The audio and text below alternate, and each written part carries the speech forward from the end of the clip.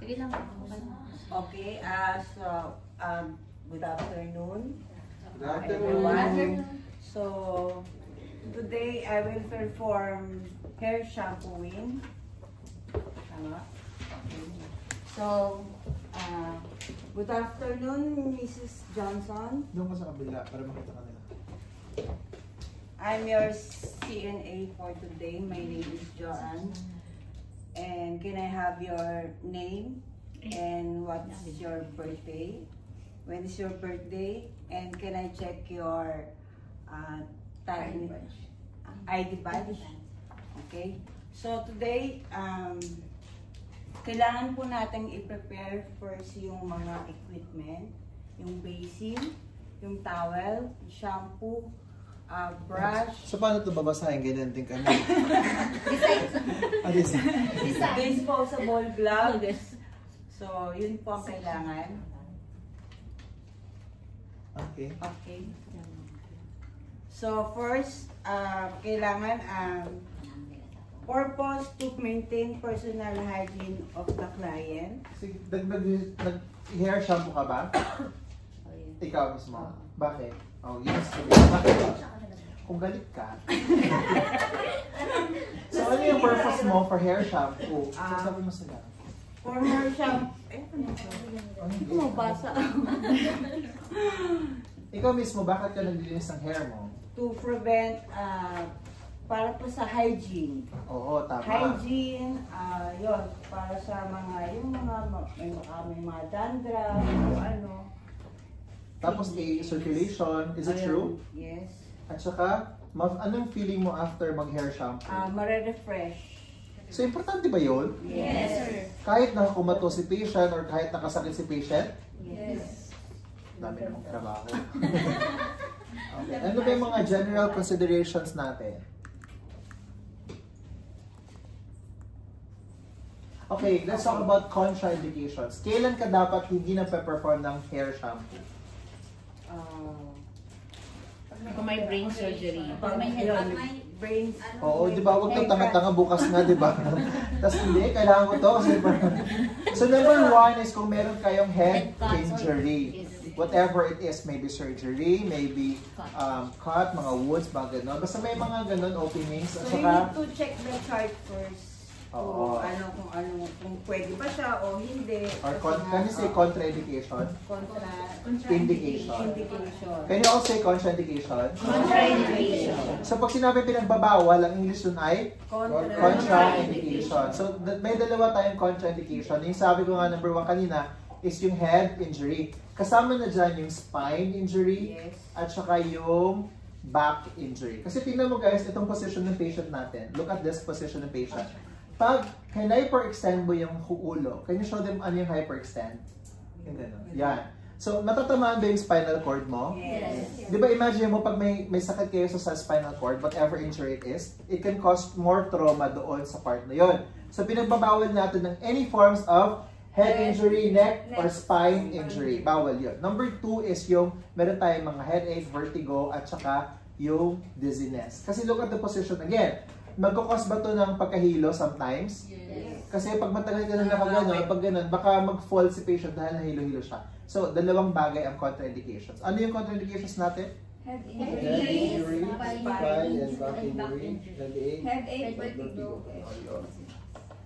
Okay, make sure na hindi naka-contraindicate for hyperextension.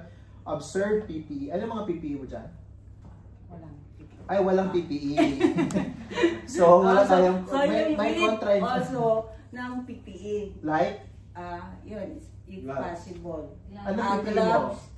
Gloves, tama. Oo. Para Ano pa? cross-contamination. Okay. Monitor, okay. Patients with vertigo are not able to tolerate neck, okay? Gamit mo, what are your materials? We have shampoo, conditioner, balm, pitcher, basil, saka po sa itong para sa mga Ano yan? na madudumi. Ano tawag mo dyan? Bakit? Bakit? Bakit? Okay. Paano ulit mag-check ng temperature? Sa siko po. Okay. Check mo kay patient. Patient, check mo. Kamay nga, palay mo kung ano, di ba? Okay. So next, ready na. Okay. Identify, nag-inform na tayo kay patient. What's next? Next na. Okay. Continue. Before starting, close the curtain around the bed and close the door, room if possible. Then rinse the patient slowly head. Remove the pillow. Okay? Remove na yung pillow. Tapos, place the protective pad. Ito po yun, protective pad. Para... Guys, sa totoong buhay, hindi ganito yung position ni patient. This is just for the report, ha? Baka ganito si patient. Nasa yung Wala kasi sabi kasi sa report, baka ganun yung ano. May mga suggesting gano'n, no? Place the protective pad under the patient head and shoulder. So, ito po yun. Ito yung protective pad natin. Para paglagay ng protective pad, dapat itong foamy na part na to, yung parang nandito sa labas, tapos ito yung dapat nandito. Para maiwasan yung leakage. Parang alam ko kasi, may iba-iba tayong uri ng parang yan. Meron pang isa. Ano, pwede ba yung mag-picture ka or mag-send ka na picture sa WhatsApp group natin? Kung ano yung iba't ibang itsura. Kasi may iba, balloon, yung inflatables ang ginagamit. May iba naman yung manual lang talagang ginagamit. So, may iba din rubber. Ito maganda pang salon na tayo, di ba? Yan yung pang salon, sir. So yun, check the water, temperature, after fill the basin with water, and filter with enough. Check na natin. Next. Okay. Position the patient up bed and fine position. So na-position natin si patient na ganyan. Pwede din itong tinan nyo yung kanilang container. So, syempre may butas yan. Saan may lalagay yung butas? Saan may lalagay yung butas? Sa tube. Tapos doon sa baba, lagay mo ng bucket. Huwag tatanga-tanga, may tube ka nga. Wala pa ng parang bucket. basa. Tama lang yung set. Maglagay ng pad, container. Okay, next. Put gloves before starting the procedure if the patient is able to do so. Have you told or placed the folded washcloth on his forehead? So ito yon. Ito para to sa mga matalsikan siya ng shampoo sa mata o ano yung mga ganyan. So to prevent that, lagyan natin siya ng fold. Okay, tapos when dealing a curly or longer hair, make sure you brush. Yan, kailangan para sa mga tanggal, yung mga ball, ganyan. Loosen that. If you also brush hair before procedure to make the hair shampooing more easier. So, mas madali siyang ma-shampoohan, makukuskus-kuskus. Then use ito yung tip lang, wag yung nails. Kasi pwedeng makat yung scalp. So, hindi, syempre. bawal kasi sa hospital, pag natatrabaho ka, long yung nails, di ba? In fact, bawal ngayon may color eh. Depende sa mga hospital, may spot na pinagbabawal. Pero siguro ngayon, mas acceptable na yung may colors. Ayun. Hindi pa din. Ayun. Nakapunta ka na ba? So, yun. Okay then. So, pour water, pitch slowly over the patient head. Ensure that the hair Ma'am, nabasa niyo yung mukha. saturated. Refill the pitcher if needed. Make sure na yung ano. So yun, basahin muna natin yung hair niya. Tapos, bigyan natin siya ng shampoo. Next, please. Shampoo after So yung shampoo, saan mo ba ilalagay directly dun sa hair ni patient or sa paa mo? Sa kamay muna. Bakit? Para, ano ba? Pabulayin mo muna sa kamay mo kasi may minsan naiiwan yung mga shampoo talaga sa scalp. Nagkakaroon din siya ng dandruff later, right? May iba pa nga na ano mo muna dun sa water para mas easier mag-rinse. Hindi masakit. Yun. Okay, pasok na. Sige, sabon. Ayun, sabon, ganyan, para yung mga... O, kausapin mo si sir. Hi, sir. Konting massage para sa scalp. Ganyan, ganyan. Pay attention dun sa back, yung sa mga likod, mga kasi folds. baka, alam mo na, Kausapin mo sa sir. Hello, sir. Ganun. Sir.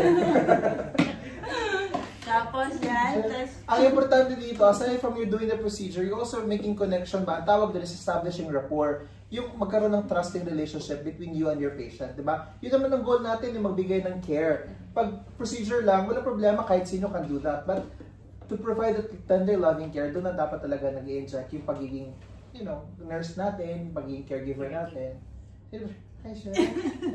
Okay, sabon, ayun, rinse. sabon, rinse. Wash Have the patient water. head gently, Rinse with slowly, warm water. Ayun. If the patient kay may thick na hair, pwede mong lagyan ng conditioner. Yes, optional naman po yun. Tsaka kung gusto din ng patient, gano'n. Wow. Tapos yung blow dry, ganyan, kung gusto i-blow Hindi pa dry. tayo tapos. Okay, tapos doon, i-rinse na. Rinse. Okay, so tapos na tayo, i-drain mo na yon. Now, asan yung towel mo? So yan ang mga body mechanics, yung time management, o di ba? Yan, tapos i-dry ang hair. Okay, pwede mo lang tanggalin yung board. Ay, lagyan mo pa na dapat yung ears? Ng cotton? Oo. Hindi na. Ay, hindi na dapat. Wala namang Ha? bukod sa- What if papasukan? So, if possible, lagyan mo na lang para hindi makapasok, di ba? Yung air, ang tawag doon? Air plug. Ano tawag mo doon? Yung nilalagay sa parlor? Air cover, air plugs, air muffs, air cuffs. O, basta yun. Basta bahala na kayo, ha? Kung wala kayo, cotton balls na lang. Okay. Ayan. So, put the towel around the patient. Tapos, i-dry na. Dry. Tapos, yun nga, yung kung blow dry, optional din naman yun kung gusto ng patient. Ganun. Tapos, pag tapos na, so change mo yung damit niya, baka nabasa or something, ganyan. Ayun, tapos supply. Bakit kaya importante? Lagi ka lang nag-check kayo ng hair shampoo, there's always an option to provide blow dry or offer ng blow dry. Bakit kaya bakit kaya lagi yun? Sa mga Filipino, kasi hindi naman uso sa atin na mag-blow ng nagda-dry ng, nag-blower ng hair. Bakit kaya sa ibang bansa, sa mga siyempre nakabase sa Amerika, bakit kaya always lagi nag-offer ng blow dry? Para hindi magkasakit. Okay, ano pa? Yung asipon. Sumakit ang ulo. Sa Filipino kasi, ang kultura natin, dapat paglalabas ka ng bahay, yung talagang tumutulo ang buhok. Diba? Kasi pag hindi, mababash ka, diba? Sa Amerika, that's the other way around. They don't allow, sa kultura nila, pangit yung babaeng lumabas ng basa ang buhok. Number one is because pag malamig, lalo na pag snow, tapos hindi na-dry properly yung hair mo, mas tendency na magkakaroon ka ng migraine and all. Yung pangalawa, sa kultura nila, ang babae daw ko noon, ang basa ang buhok na lumabas ng bahay or ng mga building is a prostitute. Kasi, yung mga short time lang ba, na mag-shower, tapos after nun, babasa, wala nang time na mag-blow dry. And they don't like that. Parang offensive sa kanila yun. So, pag nasa Amerika na kayo, o sa Pilipinas, pwede yun mag-apply. Pero sa Amerika, hindi na talaga. Dapat dry ang hair pag lumabas. Thai din, ganyan. Sa? Mga Thai. Sa Thailand. Oo. Tayo lang talaga yung kakaiba, right? Kailangan Pero hindi na siya siguro. masama, sir. Yung matulog or humiga ng basa. Hindi. Wala siya. Kasabihan lang yan. Hindi siya Yung sumasakit sa ulo. Hindi siya totoo. Okay. Pero totoong nakaka-headache pag basa, tapos hindi ma-dry, tapos malamig. Okay? So, yun lang yung mga tandaan nyo. Contraindications, that's number 1. Ang tandaan nyo. Tapos yung placements ng mga cover sa ear, sa eyes, to prevent na mapasukan. Tapos, yun, and then PPE. Okay, wow, tapos na. Bilis naman. Thank you. Next.